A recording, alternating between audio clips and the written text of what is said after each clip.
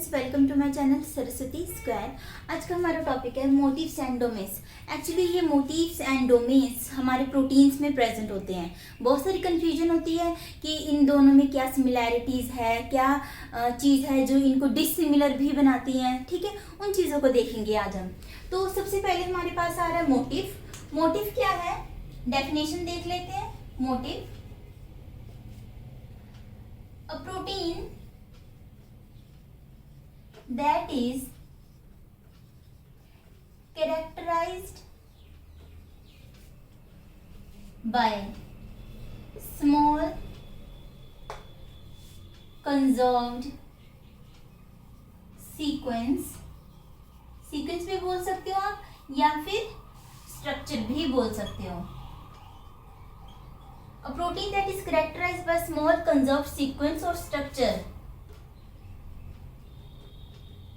responsible for its function। Function structural function भी हो सकता है, बायोलॉजिकल फंक्शन भी हो सकता है। देखेंगे कि मोटिव का क्या फंक्शन है और डोमेन का क्या फंक्शन है। ठीक है, दैट इज एक्टिव साइट बोल लो आप, या फिर बाइंडिंग साइट। ठीक है, एक्चुअली में मोटिव्स एंड डोमेन्स का मेन पर्पस क्या है, ये प्रोटीन्स के बने होते हैं। ठीक है, तो डीएनए और प्रोटीन की जो इंटरेक्शन होती है ये उन चीजों को रिप्रेजेंट करता है कि किस तरीके से डीएनए एंड प्रोटीन की इंटरेक्शंस होती है। हमें पता है कि जब ट्रांसक्रिप्शन फैक्टर स्टार्ट होता है, ठीक है, तो उसमें क्या हमें ट्रांसक्रिप्शन फैक्टर जो होता है वो डीएनए के साथ आके लगता है। ठीक है, तो ट्रांसक्रिप्शन फैक्टर आपका क्या हुआ, प्रोटीन है, और डीएनए हो गया। प्रोटीन एंड डीएनए के बीच में जो एक पर्टिकुलर सीक्वेंस है, हर ट्रांसक्रिप्शन फैक्टर का एक सीक्वेंस होता है, वहां पे जाकर बाइंड होता है। जब अच्छी से बाइंडिंग होगी तभी तो ट्रांसक्रिप्शन होगी, तभी तो प्रोटीन्स बनेंगे और स्पेसिफिक लिगेंड का फंक्शन शो होगा। ठीक है, तो इसलिए हम ये टॉपिक देख रहे हैं आज। अगर हम बात करें मोटिव्स की, तो हम कैटेगराइज कर सकते हैं इसे। अगर कैटेगराइज करने की, या आप क्लासिफाई बोलो, कैटेगराइज बोलो, तो सीक्वेंस, मोटिव और स्ट्रक्चर मोटिव। ठीक है, क्या है सीक्वेंस मोटिव, क्या है? सीक्वेंस से हमारे माइंड में आ जाता है कि न्यूक्लियोटाइड्स की सीक्वेंस, चाहे वो आपके एडिनाइन हो, ग्वानिन हो, साइटोसिन हो, थायमिन हो, कोई भी हो। ठीक है, उनका एक पर्टिकुलर सीक्वेंस है, जैसे कि हमने ट्रांसडक्शन पाथवे में भी देखा था। ठीक है, ट्रांसक्रिप्शन फैक्टर जब एक्टिवेट होता है तो वो डीएनए के एक पर्टिकुलर सीक्वेंस के साथ आकर लगता है। फिर उसके बाद क्या होता है, हमारा फर्दर प्रोसेस स्टार्ट होता है। तो इसमें प्रोटीन का एक सीक्वेंस है जो डीएनए के साथ जाके लगेगा, उस हिसाब से हम क्लासिफाई करते हैं सीक्वेंस। इसमें स्ट्रक्चर के साथ कुछ ऐसे लेना देना नहीं है, सीक्वेंस पे सारा कुछ डिपेंड है। ठीक है, और अगर स्ट्रक्चर मोटिव की बात करें तो इनका जो स्ट्रक्चर है वो इसे खास बनाता है, इसके स्ट्रक्चर की वजह से। ठीक है, नो डाउट कि अगर हम बात करें तो स्ट्रक्चर में भी तो अंदर सीक्वेंस ही आ जाते हैं। ठीक है, बस ये हमने कैटेगराइज किया है कि सीक्वेंस मोटिव भी बोल सकते हैं, स्ट्रक्चर मोटिव भी बोल सकते हैं। ठीक है, तो स्ट्रक्चर मोटिव क्या है कि प्रोटीन का एक पर्टिकुलर स्ट्रक्चर है जिसकी वजह से प्रोटीन डीएनए की बाइंडिंग हो रही है। ओके, तो किस तरीके से है ये सारी चीजें हम देखेंगे। स्ट्रक्चर मोटिव में हम काफी सारे टाइप्स देखेंगे इसके। ठीक है, जैसे आपका हेलिक्स, टर्न हेलिक्स, सेकंड आपका आ जाता है हेलिक्स, लूप हेलिक्स, और जिंक फिंगर हेलिक्स, और आपका ल्यूसिन जीपर हेलिक्स। ये स्ट्रक्चर के अकॉर्डिंग ही है सब कुछ। ठीक है, तो इन सब को ही हम बोल देते हैं स्ट्रक्चरल मोटिव बोलते हैं इन सब को। ठीक है, अब बात आती है कि मोटिव की अगर स्ट्रक्चर की बात करें तो किस तरीके से हो सकता है। मोटिव और डोमेन की बात करें तो प्रोटीन ही है। प्रोटीन में हम जाए तो अल्फा की बात करें, अल्फा हेलिक्स। ठीक है, तो कुछ इस तरीके से स्ट्रक्चर होता है। ठीक है, उसके बाद बीटा शीट्स, ये प्रोटीन ये आपको पता ही होगा, प्रोटीन प्राइमरी सेकेंडरी टर्शरी, तो उसी में ही उसके स्ट्रक्चर को कैटेगराइज किया गया है। बीटा शीट की बात करें तो शीट्स लाइक आपका एक स्ट्रक्चर है, कुछ इस तरीके से आपका स्ट्रक्चर है, ठीक है। तो जब मोटिव की बात आती है तो आपको बोल सकते हैं कि अल्फा और बीटा मोटिव, इसमें क्या है, ज्यादा डरने वाली बात नहीं है। जस्ट क्या है, अल्फा मतलब कुछ ऐसे, और बीटा तो यहाँ पे टर्न बना लो आप, बीटा, ठीक है। इस तरीके से, जब इस तरीके से प्रोटीन का एक स्ट्रक्चर होगा, हम अगर देखते हैं, ठीक है, माइक्रोस्कोप में अगर ये स्ट्रक्चर है तो हम इसे बोल सकते हैं कि अल्फा बीटा मोटिव स्ट्रक्चर है। अगर आपको कोई बोल दे कि अल्फा अल्फा का स्ट्रक्चर बनाओ तो जस्ट सिंपली ये और ये, ठीक है, ये आपका अल्फा अल्फा होगा। अगर अल्फा बीटा अल्फा, ये आपका अल्फा हो गया, ठीक है, और ये हम प्लीटेड शीट रिप्रेजेंट कर रहे हैं, तो ये आपका अल्फा बीटा स्ट्रक्चर हो गया। कुछ इस तरीके से प्रोटीन की अरेंजमेंट होती है। अरेंजमेंट आपके क्या हो सकता है, 2D भी हो सकता है और 3D, ठीक है, 3 डायमेंशनल भी हो सकता है और 2 डायमेंशनल स्ट्रक्चर भी हो सकता है। तो ये सारा कुछ, ये क्या है, मोटिव के स्ट्रक्चर। इसी तरीके से आपको बीटा बीटा अल्फा, तो कोई भी स्ट्रक्चर बोल दे तो आप इसे इजीली बना सकते हो। और ये सारे जो स्ट्रक्चर है, एक मेन बात है मोटिव की कि सेकेंडरी स्ट्रक्चर्स होते हैं, ठीक है। ये जो हमने जितने भी बनाए हैं ये सारे क्या आपके सेकेंडरी स्ट्रक्चर है, ठीक है। उसके बाद सेकंड बात आती है कि मोटिव की ही बात कर रहे हैं हम, कि इनका कोई फंक्शनल, पर्टिकुलर फंक्शनल यूज नहीं है, स्ट्रक्चरल फंक्शन ही है इनका। कैसे है ये चीज आगे क्लियर करती हूं मैं। तो स्ट्रक्चरल फंक्शन, क्योंकि इनका जो भी फंक्शन है due to their structure. Domain की अगर हम बात करें तो डोमेन का एक यूनिक फंक्शन होता है, हर डोमेन का एक बहुत यूनिक फंक्शन होता है, जिसकी वजह से लिगेंड आके लगता है या डीएनए या प्रोटीन की बाइंडिंग होती है, ठीक है। देखते हैं इसमें, और जो मोटिव्स होते हैं, ठीक है, दे आर डिपेंडेंट। अगर हम बोले तो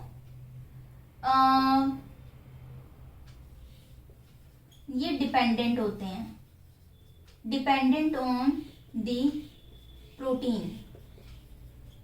जितना भी, जैसे मान लो कि आपका प्रोटीन, ये मान लो कि ये सारा प्रोटीन ही है, ठीक है, प्रोटीन है। प्रोटीन आपको पता है बहुत सारे अमीनो एसिड से बना होता है, ठीक है।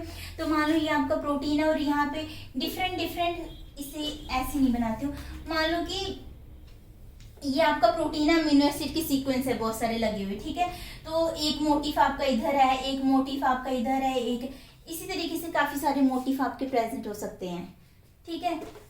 अब आपकी सारी कंफ्यूजन अभी दूर हो जाती है। डोमेन की अगर हम बात करें तो डोमेन क्या है, डोमेन क्या है, हमने ट्रांसडक्शन पाथवे में भी देखा था कि प्रोटीन का एक पर्टिकुलर साइट होता है जहाँ पे लिगेंड आके लगता है या डीएनए आके लगता है या जो भी इंट्रैक्शन हो रही है, पूरा डोमेन। जैसे फॉर एग्जांपल ये हमने स्टीरॉयड रिसेप्टर कुछ इस तरीके का देखा था, ये 5 की शेप, सॉरी ये कुछ 5 की शेप में ही था, ठीक है। तो इसे मैं कुछ ऐसे बना देती हूँ, ठीक है। ये क्या था, हमने, ये हमारा स्टीरॉयड रिसेप्टर है, ठीक है। अब ये सारा क्या है, प्रोटीन ही है, ओके, ये सारा हमारा प्रोटीन ही है। अब ये जो प्रोटीन है हो सकता है ये अल्फा अल्फा से बना, अल्फा बीटा से बनाओ, बीटा अल्फा बीटा, या बहुत सारे ऐसे अल्फा अल्फा अल्फा से बनाओ, ये सारे अलग अलग मोटिव से कंबाइन होके बनाए।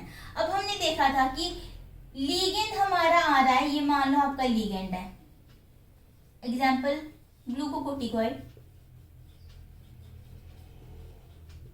ये यहाँ पे आके लग गया। ये जो पूरा पोर्शन है आपका, ये आपका क्या है, डोमेन, ये आपका क्या है, डोमेन है। और यहाँ पे आपका लिगेंड आके लगा है और यहाँ पे हमने देखा था कि यहाँ पे हमारा डीएनए आके लगता है, ठीक है। ये एक ही प्रोटीन है, इसमें दो डोमेन्स हैं, एक वो साइड जहाँ पे लिगेंड आके लगा है और ये दूसरा वो साइड जहाँ पे डीएनए आके लगा है, तो ये दो डोमेन हो गए, ओके। अगर मैं बताऊं कि मोटिफ कहाँ है, तो वो बताती हूँ, ये मैं रब कर रही हूँ, ठीक है। अब अगर इस डोमेन की बात करूं मैं, तो इसमें बहुत सारे मोटिव्स प्रेजेंट हो सकते हैं। मे बी आपके दो मोटिव प्रेजेंट है, एक ही मोटिव या तीन चार कितने भी हो सकते हैं। इसमें जो प्रोटीन का अरेंजमेंट है, अल्फा अल्फा भी हो सकता है, अल्फा बीटा बीटा अल्फा, तो ये पूरा डोमेन मोटिव से ही मिलकर बना है, ठीक है। अब ये पर्टिकुलर स्ट्रक्चर प्रोवाइड कर रहे हैं इस डोमेन को, ओके। ये एक पर्टिकुलर स्ट्रक्चर प्रोवाइड कर रहे हैं इस डोमेन को, तो हम बोल सकते हैं कि स्ट्रक्चरल फंक्शन है इसका, ओके। तो अगर एक प्रॉपर डेफिनेशन देनी हो तो मैं ये दूंगी, a protein contain a protein may contain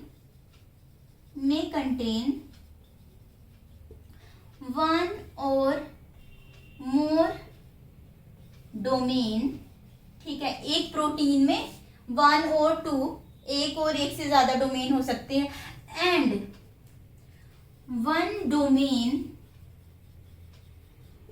में कंटेन,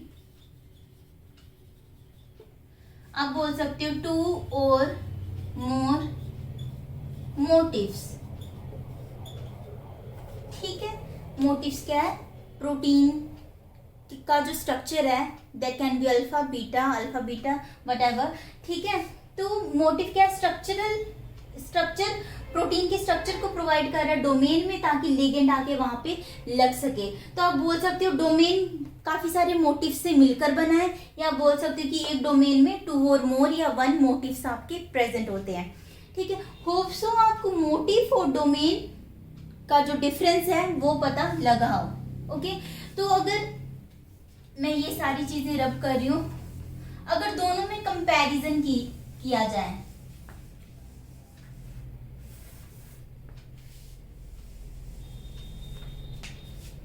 एक तरफ मैं लिख देती हूँ मोटिव और एक तरफ डोमेन, ठीक है। इसका जो आपका सेकेंडरी स्ट्रक्चर है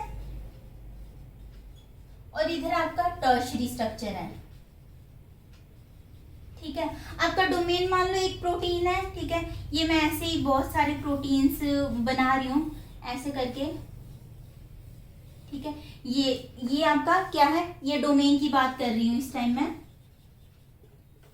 ये एक डोमेन है, ये दूसरा डोमेन है, ठीक है। फर्स्ट सेकंड, यहाँ पे आपके बहुत सारे अमीनो एसिड लगे हैं, मान लो कि ग्लाइसिन ही लगा है, कोई भी लगा है, ठीक है। अमीनो एसिड से लिंक है, तो ये एक डोमेन है और ये दूसरा डोमेन है। आपके जो भी डोमेन होते हैं वो एक दूसरे पे डिपेंडेंट नहीं होते, they are independent of their each other, ठीक है। मान लो कि ये जो एक डोमेन है, इस पे म्यूटेशन हो गया या कोई भी चीज होगी, म्यूटेशन हो गया, तो इसका कोई भी रिलेशन इसके साथ नहीं होगा, ये नॉर्मली अपना फंक्शन करेगा, नो प्रॉब्लम, क्योंकि ये डिपेंड ही नहीं है एक दूसरे पे, they are doing their work independently, so that's why they have their unique function. तो हम बोल सकते हैं इंडिपेंडेंट, ये एक जो डोमेन है, बाकी जितना भी प्रोटीन का पोर्शन है इंडिपेंडेंटली अपना काम कर रहा है। तो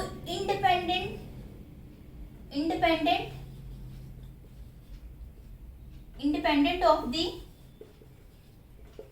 रेस्ट ऑफ प्रोटीन, ठीक है। और वहीं पे मोटिव की अगर हम बात करें,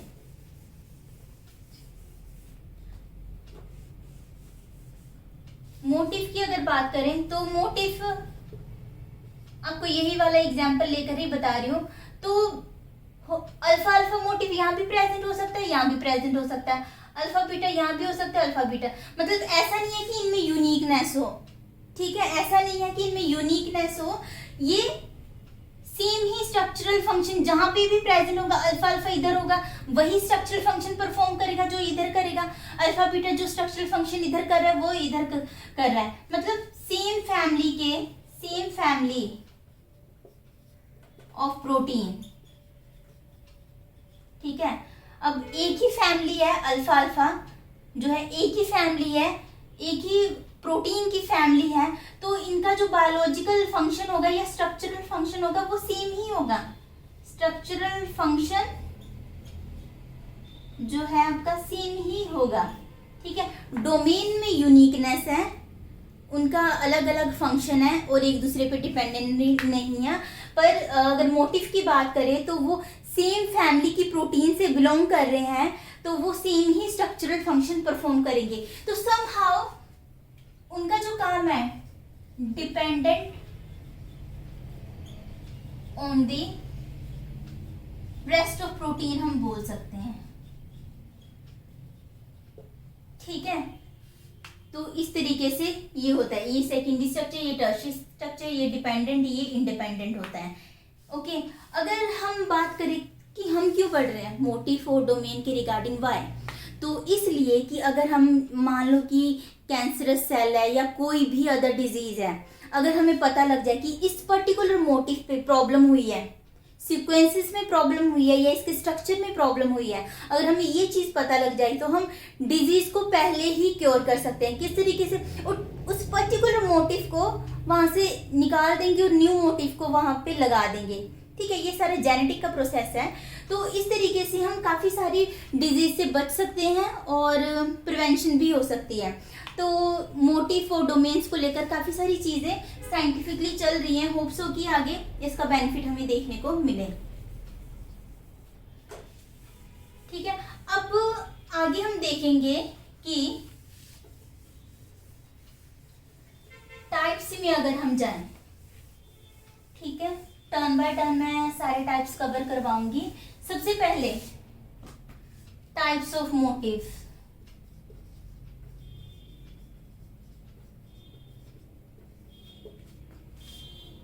पहले है आपका हेलिक्स, टर्न, हेलिक्स। जैसे कि आपको पता ही है, प्रोटीन आपका अल्फा या बीटा प्लेटेड शीट से, इनसे ही मतलब डिपेंड करता है स्ट्रक्चर पे, अल्फा बीटा है, अल्फा बीटा बीटा अल्फा है या कैसे है। ठीक है, जितने ज़्यादा अल्फा बीटा कनेक्टेड होंगे एक दूसरे से, उतना स्ट्रक्चर हमारा कॉम्प्लेक्स होता जाएगा और उतना ही वो टर्शरी स्टेज में जाएगा। एग्जैक्टली तो हेलिक्स, टर्न, हेलिक्स में क्या है, इसमें आप बोल सकते हो कि हेलिक्स मतलब अल्फा टर्न अल्फा भी बोल सकते हैं इस चीज को हम। तो आपका ये स्ट्रक्चर होगा कुछ इस तरीके से होगा, और ये टर्न आया, इस चीज को टर्न बोल दिया। ठीक है, ये अप्रोक्सीमेटली 4 अमाइनो एसिड प्रेजेंट होते हैं यहाँ पे। ठीक है, तो ये कुछ इस तरीके से आपका स्ट्रक्चर है। ये सेकेंडरी स्ट्रक्चर ही है हमारा। ठीक है, हमारे जितने भी ट्रांसक्रिप्शनल फैक्टर्स होते हैं, ओके, उनमें ये सारे मोटिव्स देखने को मिलते हैं। अगर अल्फा हेलिक्स, टर्न, हेलिक्स की बात करें तो ये हमें किस में देखने को मिलते हैं? आपका जो CAMP हो गया, ठीक है, या काफ़ी रेगुलेटरी प्रोटीन्स होते हैं, जैसे कि मैं ले लेती हूँ लैक्टोज, ये इनहिबिटर है, लैक्टोज रिप्रेसर। ठीक है, तो ये हेलिक्स, टर्न, हेलिक्स, CAMP और लैक्टोज रिप्रेसर में देखने को मिला इन ई कोलाई। ठीक है, इसमें सिंपली है, ये एक हेलिक्स है, एक टर्न आया, देन सेकंड हेलिक्स। ये हम इस मोटिव को हमने नाम दे दिया हेलिक्स, टर्न, हेलिक्स। सेकंड अगर हम बात करें तो हेलिक्स, लूप हेलिक्स, इसमें भी कुछ नहीं है, जस्ट ये आपका हेलिक्स है। ठीक है, अब ये जो नीचे इस तरीके से आया, यहाँ पे एक लूप बन गया। ठीक है, ये यहाँ पे लूप बन गया, तो यहाँ पे आपको दिख रहा है, तो इसे हमने नाम दे दिया हेलिक्स, लूप, हेलिक्स। ठीक है, ये समहाउ सिमिलर है आपका, सिमिलैरिटी टू किसकी तरह, ल्यूसिन ज़ीपर मोटिव। ये अभी मैं बताऊंगी कि ये क्या है, ठीक है। तो helix loop, helix and leucine zipper motif में काफी सारी सिमिलैरिटीज हैं, ठीक है। स्ट्रक्चरली एक दूसरे के जैसे दिखते हैं, तो ऐसे हैं, ठीक है। ये और ये कंफ्यूज नहीं होना, यहाँ पे एक टर्न है और यहाँ पे आपका एक लूप बन गया है वहां पे। थर्ड अगर हम बात करें तो zinc finger helix, sorry zinc finger motive, ठीक है। मोटिव अब आपको पता है स्मॉल सीक्वेंस है प्रोटीन का, ठीक है, जो कि डोमेन में प्रेजेंट होता है और बहुत सारे मोटिव प्रेजेंट होते हैं एक डोमेन में। तो जिंक फिंगर हमने यहाँ पे बहुत अच्छा एग्जांपल ले सकते हैं स्टीरॉयडल रिसेप्टर का, ठीक है। यहाँ पे हमने जब जीन एक्सप्रेशन ट्रांसडक्शन पाथवे किया था उस टाइम पे देखा था, ठीक है। जिंक फिंगर यहाँ पे प्रेजेंट है, एग्जैक्टली। और इनएक्टिव स्टेज में यहाँ पे हीट शॉक प्रोटीन लगा हुआ था, ओके। जैसे ही लिगेंड आके लगा यहाँ पे, ये हीट शॉक प्रोटीन रिमूव हो गया था और इस जिंक फिंगर के साथ आपका जो था डीएनए, ये आपका डीएनए था, ठीक है। तो डीएनए और इस जिंक फिंगर के साथ ये भी एक डोमेन है जिसमें कि मोटिव जो प्रेजेंट है वो जिंक फिंगर मोटिव प्रेजेंट है, ठीक है। इन दोनों के बीच में इंटरेक्शन हुई थी। तो ये कुछ नहीं है, क्या है आपका एक जिंक आयन है, ठीक है। ये आपका प्रेजेंट है, मान लो कि ये आपका स्ट्रक्चर है प्रोटीन का, कुछ इस तरीके से इसका स्ट्रक्चर है। तो ये सेंटर में आपका जिंक प्रेजेंट है।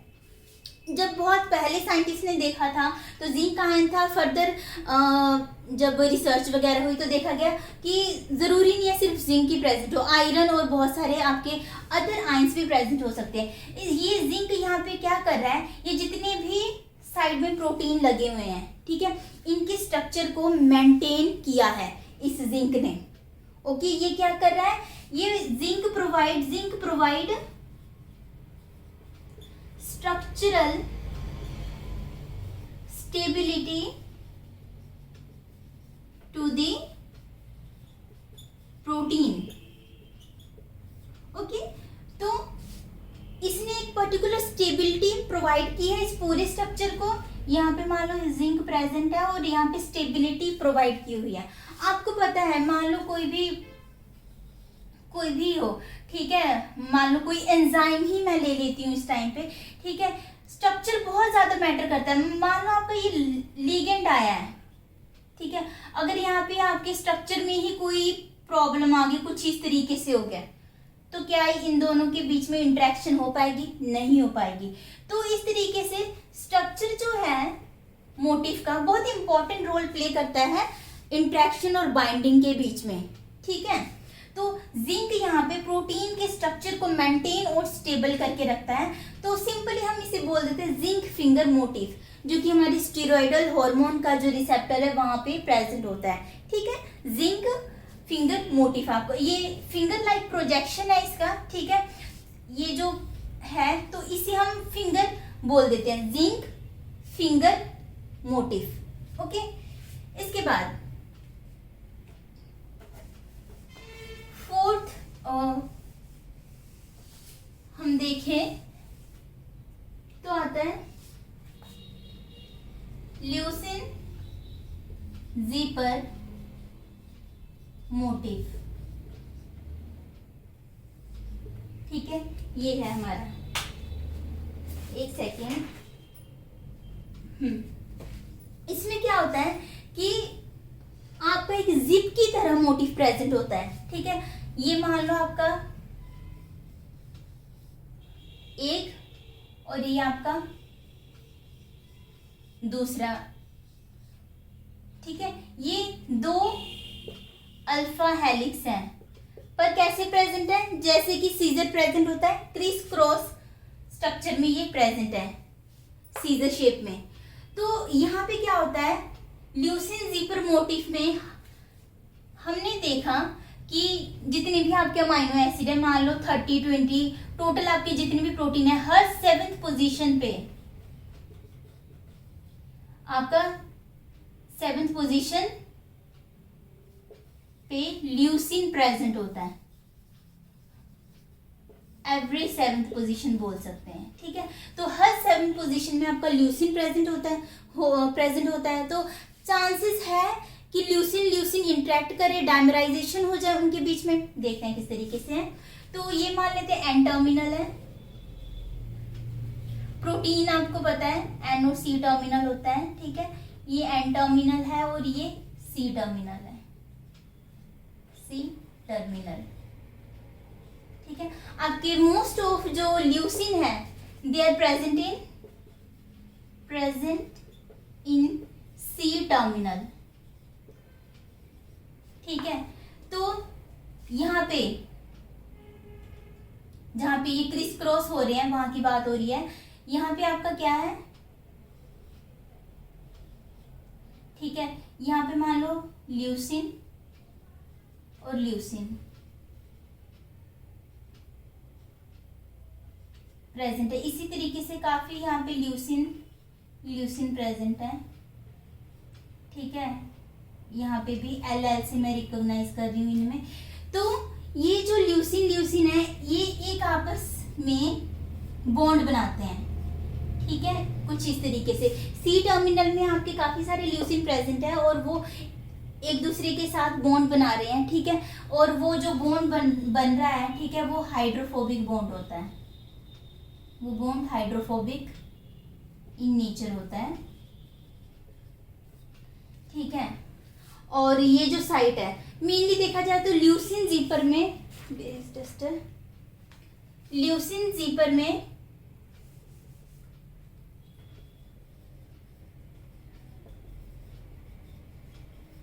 दो साइट्स होती हैं, ठीक है। एक डीएनए बाइंडिंग साइट होती है और दूसरा आपका होता है आप बोल सकते हो ल्यूसीन प्रेजेंट है, हाइड्रोफोबिक साइट भी बोल सकते हो, ठीक है। डीएनए बाइंडिंग साइट आपका एन टर्मिनल में प्रेजेंट है, एन टर्मिनल पे। और इधर आपका ल्यूसीन साइट है जहां पे बहुत सारे ल्यूसीन प्रेजेंट है जो स्ट्रक्चर को मेंटेन करेंगे सी टर्मिनल पे, ठीक है। तो इस तरीके से दो साइट है हमारे यहाँ पे।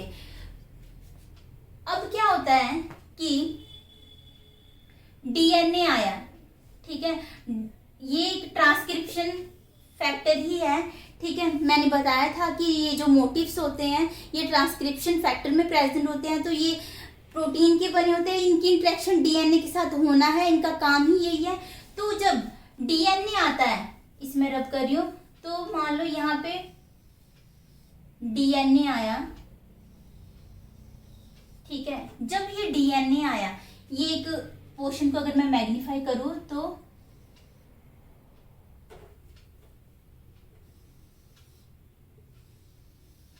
ठीक है, ये जो मेजर ग्रूव है यहाँ पे मेनली ये बाइंड करता है। मेजर ग्रूव डीएनए में आपने देखा होगा मेजर और माइनर ग्रूव होता है, ठीक है। जो दो हेलिक्स के बीच में जो डिस्टेंस होता है, यहाँ पे प्रॉपर्ली नहीं बना है, दो हेलिक्स के बीच में जो डिस्टेंस होता है, जब कम डिस्टेंस होता है तो उसे हम माइनर ग्रूव बोल देते हैं, जब ज्यादा डिस्टेंस होता है तो उसे हम मेजर ग्रूव बोल देते हैं, ठीक है। तो मान लो ये वो ग्रूव है, काफी सारा डिस्टेंस है। तो जब इस ग्रूव के साथ ये जो हमारा मोटिफ है ये बाइंड होता है, ठीक है। तो उस टाइम पे एक प्रॉपर बाइंडिंग के लिए, ठीक है, ये एक सीजर की शेप में है और यहाँ पे मान लो कि मेरा डीएनए है, ठीक है। तो ये आगे से डीएनए के साथ जब बाइंड होता है तो ये पीछे जो ल्यूसीन का बॉन्ड बना है, हाइड्रोफोबिक बॉन्ड है, ये अपनी इंटेग्रिटी मेंटेन करके रखता है। फॉर एग्जांपल अगर मान लो एक सीजर है, पीछे से अगर मैं बंद कर दूं, अच्छे से इंटेग्रिटी नहीं है तो ये बाइंड नहीं हो पाएगा। अगर ये बहुत ज्यादा खुल जाए तो भी ये अच्छे से बाइंड नहीं हो पाएगा, ठीक है।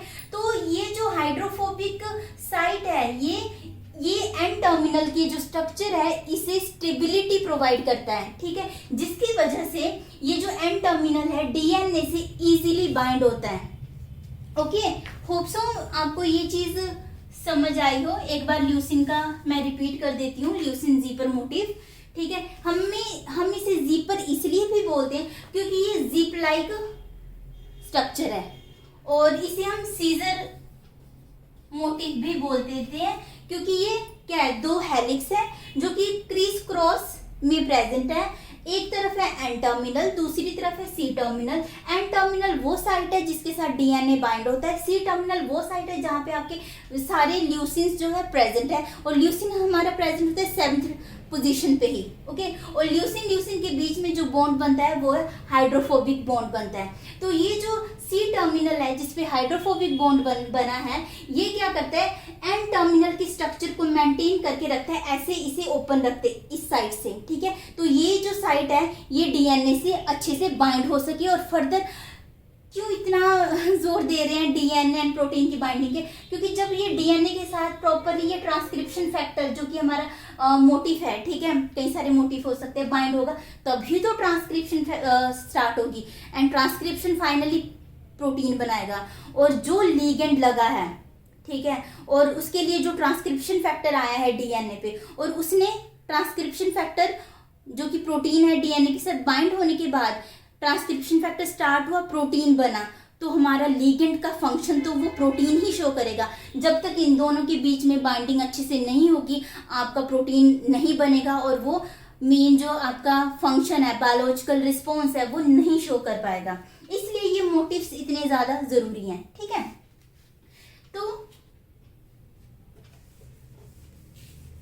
ये आपका था मोटिव एंड डोमेन के बारे में, ठीक है। एक बार मैं समराइज कर देती हूं आपको कि क्या है।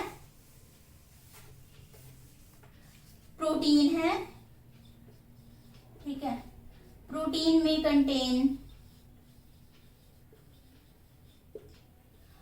1 or more डोमेन, ठीक है। डोमेन आपका क्या है, बाइंडिंग साइट जहां पे इंटरेक्शन होगी, ठीक है।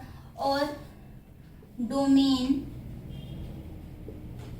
में कंटेन 1 or more मोटिव्स, ठीक है। अब इसके बाद होप्स हो कि डोमेन एंड मोटिव में आप कंफ्यूज नहीं होगे, ठीक है। डोमेन जो है इसके अंदर ही हमारे बहुत सारे मोटिव प्रेजेंट होते हैं जो कि डीएनए के साथ इंटरेक्ट करते हैं, और मेन फंक्शन क्या हो गया इनका, प्रोटीन एंड डीएनए इंटरैक्शंस।